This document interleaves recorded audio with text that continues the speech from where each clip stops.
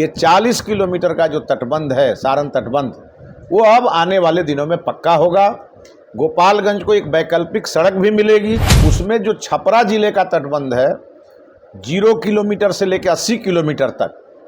वो पूरी तरह से पक्कीकरण उसका हो चुका है। एक तरफ जहां हमारे लिए गंडक का पानी वरदान है, वहीं हमारे लिए बाढ़ के समय अभिशाप भी बन के आता है। लोगों का लगातार उस पर आवागमन रहेगा और उस पर सरकारी अधिकारियों की भी नज़र रहेगी और आने वाले दिनों में वहाँ बाढ़ का संकट खत्म होगा। एक तरफ जहाँ हमारे लिए गंडक का पानी वरदान है, वहीं हमारे लिए बाढ़ के समय अभिशाप भी बन के आता है। और ये इसलिए आता है कि जो हमारे बांध हैं, बांध को जितना मजबूत होना चाहिए और बांध को जिस प्रकार से मोटरेबल होना चाहिए, कभी कभी इसमें कमी आती है जिसके कारण बांध कमज़ोर होता है और बाढ़ के समय आकर के वो दबाव पानी का बर्दाश्त नहीं कर पाता है और वो टूट जाता है। इसके लिए जब मैं 2015 से 2020 के बीच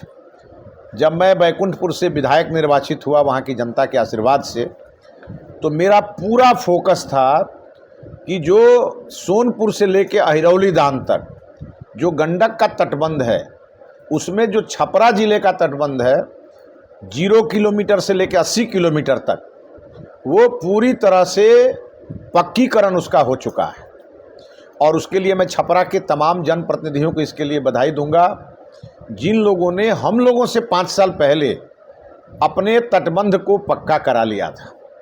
वहाँ के माननीय सांसद राजीव प्रताप रूढ़ी जी ने इसमें ज़्यादा दिलचस्पी लिया और वो हुआ। और 80 से लेके 120 किलोमीटर तक का पूरा लड़ाई हमने विधानसभा में लड़ा, माननीय मुख्यमंत्री जी इसके हर बैठक में हमने उठाया और उसको लेकर के इतना दबाव हमने 5 साल बनाया, वो आज जा कर के धरती पर उतरा है। और अब पिछले 6 तारीख को उसके लिए सरकार ने किया था, जल संसाधन विभाग ने, और अब वो एजेंसी को कार्य आवंटित हो गया। आने वाले दिनों में छपरा जिले के बाद जो हमारा बैकुंठपुर का प्यारेपुर है, प्यारेपुर से शुरू होगा और सरफरा बाज़ार तक, मतलब 80 किलोमीटर से लेके 120 किलोमीटर तक, ये 40 किलोमीटर का जो तटबंध है, सारण तटबंध, वो अब आने वाले दिनों में पक्का होगा। गोपालगंज को एक वैकल्पिक सड़क भी मिलेगी और साथ ही साथ जो सबसे ज़्यादा जिसको कहेंगे आप रेड जोन बाढ़ के लिए, और वो रेड जोन उसी 40 किलोमीटर के अंदर में आता है। और उस रेड जोन पर पक्का सड़क बनने के कारण बांध की मजबूती बढ़ेगी, लोगों का लगातार उस पर आवागमन रहेगा और उस पर सरकारी अधिकारियों की भी नज़र रहेगी और आने वाले दिनों में वहाँ बाढ़ का संकट खत्म होगा। इसके लिए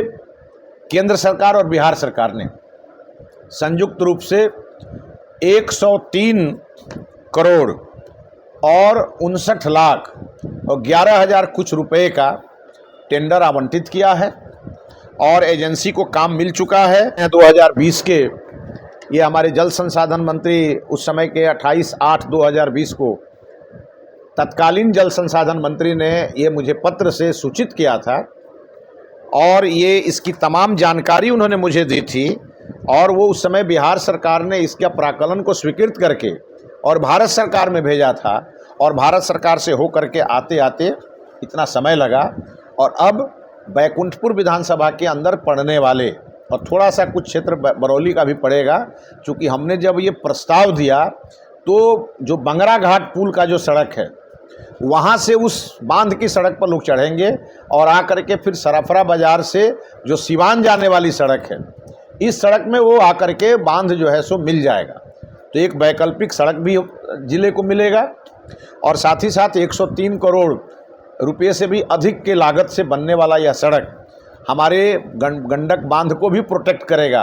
और हमारे दियारा वासियों की जो लाखों की जनसंख्या है उसके जीवन में एक नया उत्साह भी आएगा। मैं बधाई देना चाहता हूं हमारे देश के प्रधानमंत्री माननीय नरेंद्र मोदी जी को, बिहार के माननीय मुख्यमंत्री श्री नीतीश कुमार जी को, बिहार के जल संसाधन मंत्री,